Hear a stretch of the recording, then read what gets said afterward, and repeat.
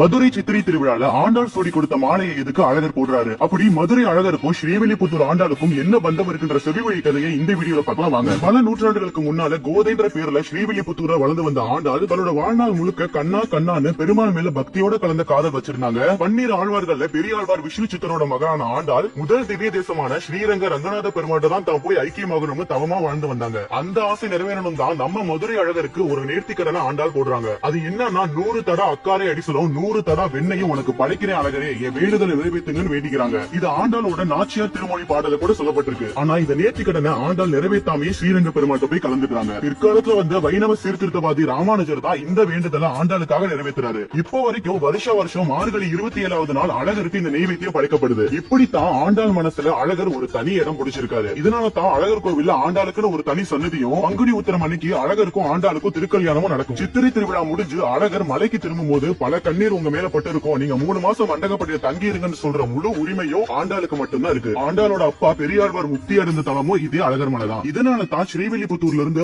ஆண்டாள் சூடி கொடுத்த மாலையை அணிஞ்சு அழகர் பச்சை பட்டு உடுத்தி வைகை ஆத்துல இறங்குறாரு. அழகர் உடுத்தின அந்த பச்சை பட்டை தான் திருவிழா முடிஞ்சதும் அழகரோட அன்பளிப்பா ஸ்ரீவில்லிபுத்தூர் ஆண்டாளுக்கு அனுப்பி வைப்பாங்க. அந்த பட்டை உடுத்தி தான் ஆண்டாளும் ஊஞ்சல் உற்சவம் காண்பாங்க. இப்படி அழகருக்கும் ஆண்டாளுக்குமான ஒரு பந்தம் ரொம்பவே அழகானது.